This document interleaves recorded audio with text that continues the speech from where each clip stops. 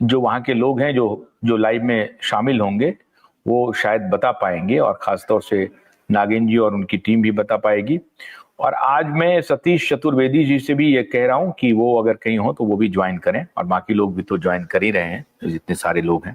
और कन्हैया शाह से भी मैं ये आग्रह कर रहा हूँ कि वो भी ज्वाइन करें, क्योंकि कन्हैया से भी एक दो सवाल पूछने हैं। अभी जो जानकारी आ रही है उसके हिसाब से 500 करोड़ रुपए का एक एफआईआर हुआ है। अब ये एफआईआर क्या है, ये किस 500 करोड़ के गबन की बात है साहब? तो यहाँ तो 86,000 करोड़ रुपए की लौटाने की बात चल रही है, तो ये 500 करोड़ के एफआईआर का क्या मतलब है? तो ये हम जानना चाहते हैं। लिंक अभी हमने शेयर कर दिया है, जो लोग ज्वाइन कर रहे हैं वो ज्वाइन करें। एक दूसरी बात, झारखंड पुलिस क्या सहारा के उच्च अधिकारियों के पास पहुंच गई है, या झारखंड पुलिस ने कोई सम्मन भेजा है? जो ऑफिसेस सील करने की बात आ रही थी, तो क्या झारखंड के सभी सहारा के दफ्तर सील हो गए हैं? इसके बारे में क्या जानकारी है? और प्रवीण लगता है जुड़ रहे हैं, अम्मी लाल भी आज जुड़ रहे हैं। तो प्रवीण देखिए, आपके साथ साथ जो हैं वो अम्मी लाल पहले से ही आज बैठे हुए थे, इंतजार कर रहे थे काफी लंबे समय से। तो अम्मी लाल जी अब पर्दे में आइए, पर्दा हटाइए, पर्दे से बाहर आइए, पर्दा हटाइए अम्मी लाल जी। तो ये जो 500 करोड़ का एफआईआर है, कोई पहली बात तो हम ये प्रवीण आपसे ये जानना चाहते हैं कि जो एफआईआर अभी तक हुए हैं, एक, क्या पुलिस ने जो ऑफिस सील किए हैं तो उस ऑफिस का जो मैनेजर होगा, फिर उससे उस ऑफिस से रिलेटेड जो सीनियर ऑफिसर होगा या उसके ऊपर जो होगा, कई लेयर्स है ना, ऑफिस मैनेजर हो गए, फिर रीजनल मैनेजर हो गए, जोनल मैनेजर हो गए, पता नहीं कितने मैनेजर्स होते हैं।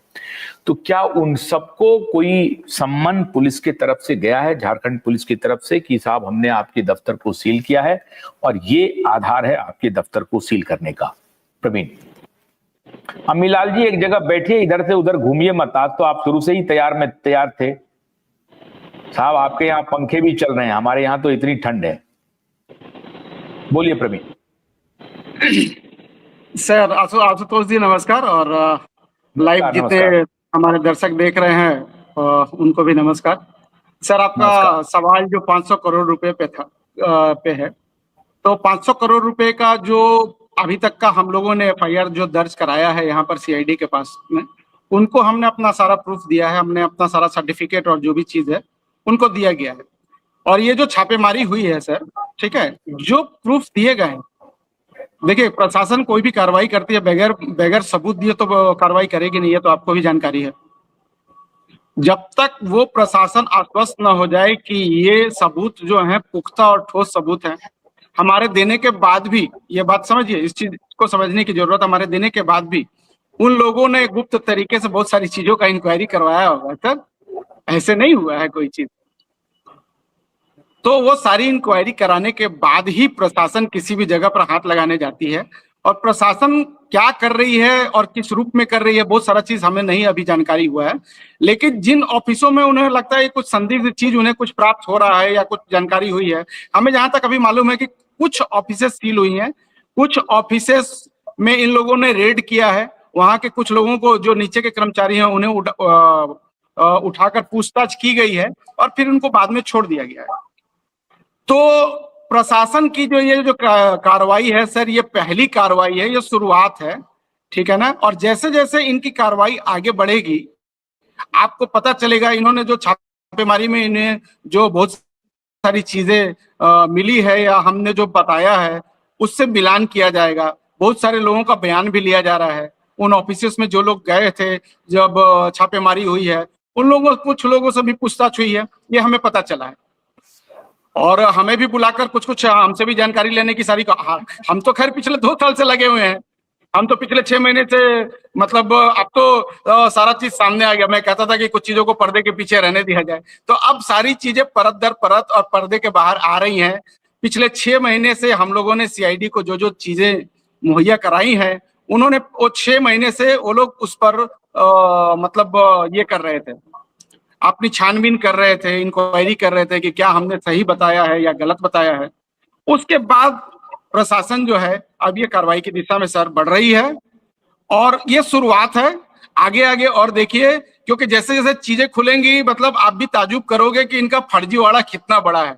जो ई स्कूट, हेल्थोरियम और बहुत सारे चीजों के नाम पे जो अभी निकलेगा, धीरे धीरे वो सारा चीज निकल रहा है। और जैसे जैसे इन लोगों को पता चल रहा है, ये लोग, इनकी बौखलाहट भी बढ़ती जा रही है और बहुत सारे चीजें ये लोग डिलीट करने भी लगे हैं।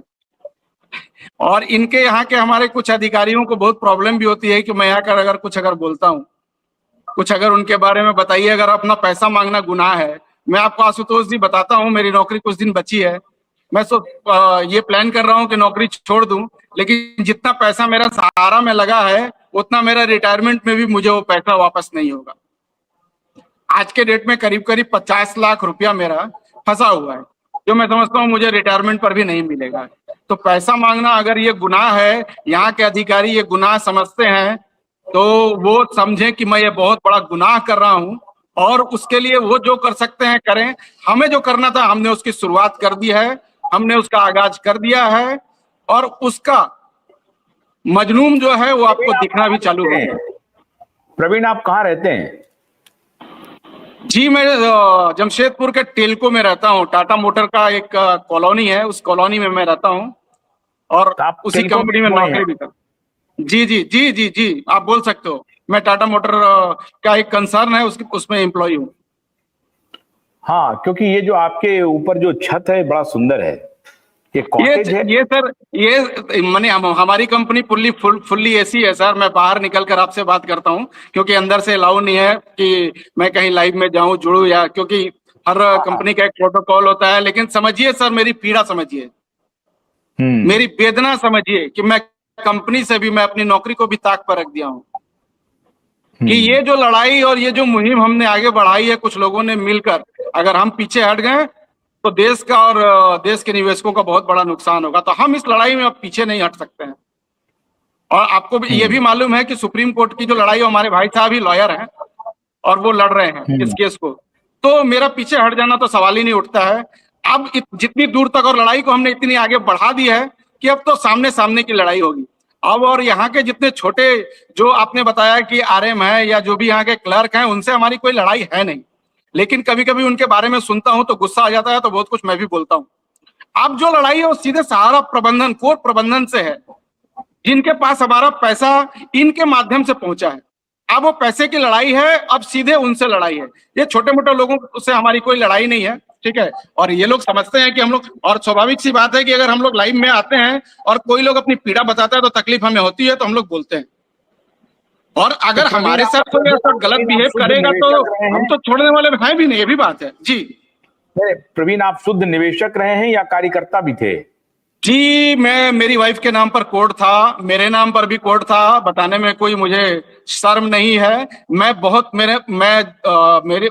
मैं जब से नौकरी कर रहा हूँ उससे 10, 12, 15 साल पहले का मेरा कोड है। शायद मैं जितना पुराना एजेंट, उतना पुराना कोई एजेंट नहीं होगा। मेरी एजेंसी कोड 89 की है सर, ठीक है। लेकिन मैं काम बहुत नहीं करता था, मेरा सहारा से बहुत कंसर्न नहीं था।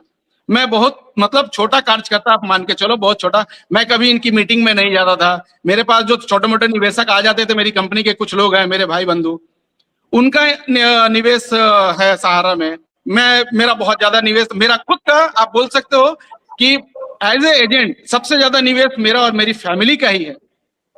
50% मेरा जो निवेश है मेरे एजेंसी कोड में और मेरी वाइफ में, उसमें 50% पैसा मेरे और मेरे परिवार का है। 50% ही पैसा और मेरे दोस्तों और मित्रों का है, कंपनी के कुछ लोगों का है सर। अच्छा, एक अवधेश यादव जी हैं, वो कह रहे हैं कि आदरणीय माता स्वप्ना राय जी के साथ सभी हम लोग खड़े हैं, 12 लाख कार्यकर्ता, और वो सबको भुगतान देने के रास्ते पर काम कर रही हैं। सर, मैं एक बात बोलना चाहता हूं कि हमने भुगतान देने से किसी को मना किया है क्या?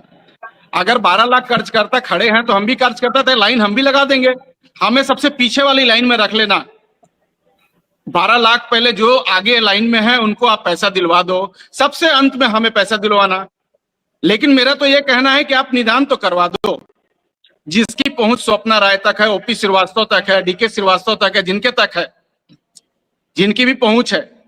हम तो डेली आकर आशुतोष पाठक के साथ चिल्ला रहे हैं यूट्यूब पर, हमें तो लोग देख रहे हैं और लोगों की उम्मीद हमसे ही अब जग रही है। इनके ऊपर तो विश्वास खत्म हो गया कि जब तक सुब्रत राय जिंदे थे वो भी आकर हर 3 महीने 4 महीने के बाद बोलते थे कि आज पैसा आएगा, कल आ जाएगा, विदेश से पैसा आ रहा है, ट्रांसफर हो रहा है। देखिए आप लोगों के साथ बैठकर और 1.5-2 साल से लोगों की समस्याएं सुन सुनकर अब मुझे भी हर चीज की जानकारी हो गई, जबकि मुझे सहारा के बारे में कुछ भी जानकारी, आप मान के चलो कुछ भी जानकारी नहीं थी। मैं एज एजेंट काम करता था, कुछ पैसा आया तो जाकर ब्रांच में दिया और निकल के सीधे वापस आ गया। मेरा इतना ही कंसर्न था सहारा से। लेकिन चूंकि अब हमारा पैसा, अभी सारा पैसा सर 2023 और 2024 में पूरा हुआ है और मेरा जितना भी पैसा हमने लगाया है सब 2017 और 2018 में लगाया है सर।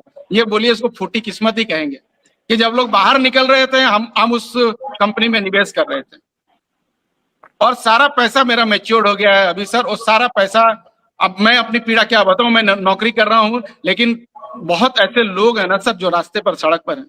मुझे कोई ऐसा दिक्कत नहीं है, नौकरी है, चल रहा है आसानी से, लेकिन पैसा वो बहुत मेहनत का पैसा था सर। सारा पैसा हमने अपनी सैलरी का चेक से पेमेंट किया है। अगर सरकार भी खोज रही है ना, सीआरसीएच खोज रही है कि आपने कहां से पैसा लाया, 15 लाख या 20 लाख रुपया, अपना अकाउंट दिखाओ, आप अपना आईटी रिटर्न दिखाओ, हम एक एक रिटर्न दिखाने के लिए तैयार हैं। आप सरकार तो एक प्लेटफॉर्म पे आओ कि हाँ आपका निवेश किया हुआ पैसा इतना है तो हम ये दे रहे हैं, इसके ऊपर